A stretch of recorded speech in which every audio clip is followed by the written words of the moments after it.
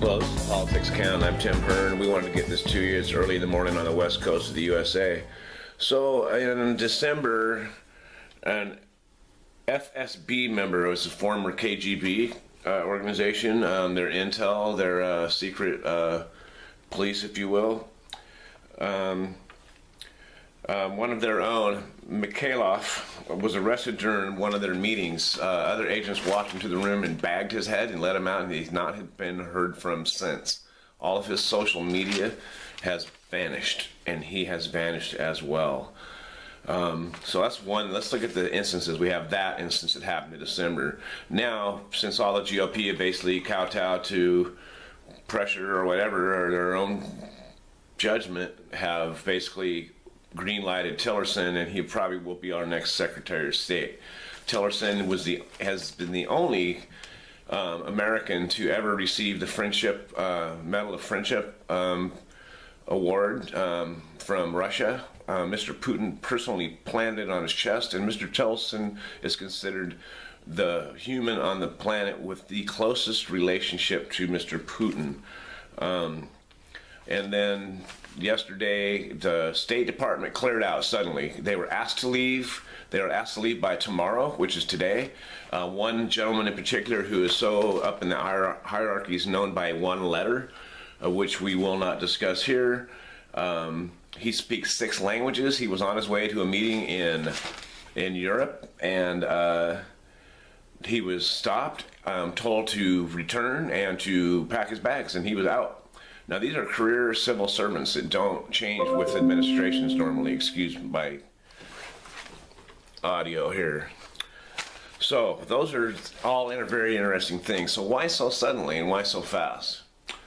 I don't know, but what happened, I mean, we could speculate on that, but it's very sudden, very quick. We've never seen anything like this before. So what we have are... So what we found out is there's a memo that's been leaked, or information that's been leaked from Team Trump, that they plan on lifting sanctions on Russia. He talked about being in a better relationship with Putin. Like, who wouldn't want to be, they said.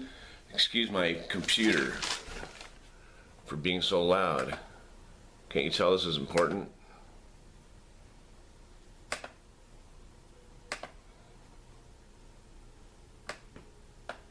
Okay, shouldn't interrupt us anymore. So, we've been waiting to hear, so anyway, they did that all very quickly.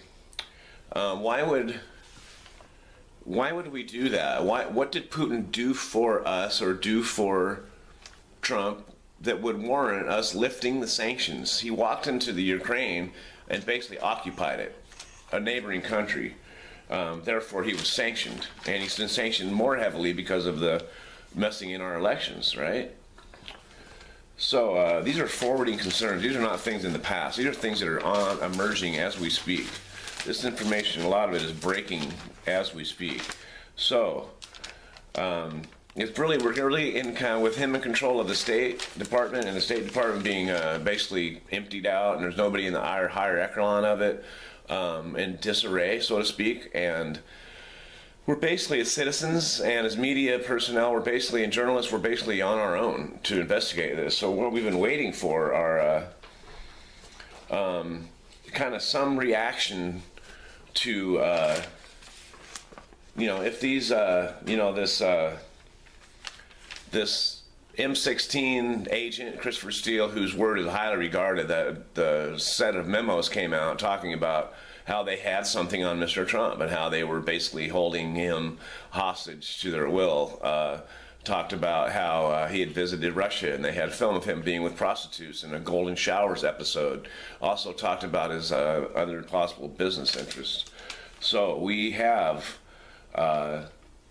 looking at Russia as having their sanctions lifted. What did he do to warrant that? We don't really know, but we're looking at, so if all these allegations are untrue, we would not expect any kind of response from Russia. We would expect no response, maybe just say, this is all just some words, right?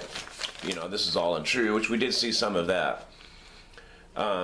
We've been waiting to see if there's been any, we hear what they say, we have to also look at what they do. Same with Mr. Trump. We've been hearing him say this and that, but we've been watching him do things like executive orders to clear the State Department, executive orders to possibly reduce sanctions on Russia, one of our bitter enemies through decades of time.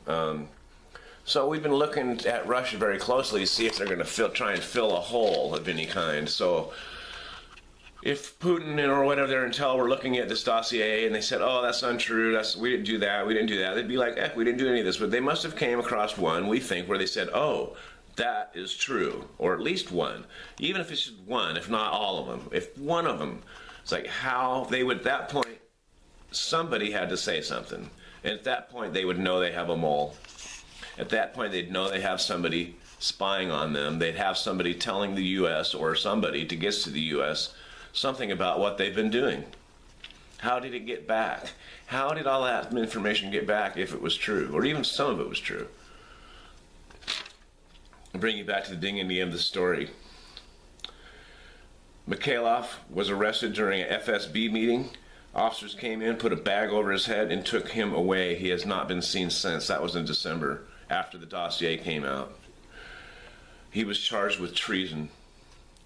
The deputy director, whose job was to worm out people like that, has been fired, and as of yet not charged because he was not doing his job.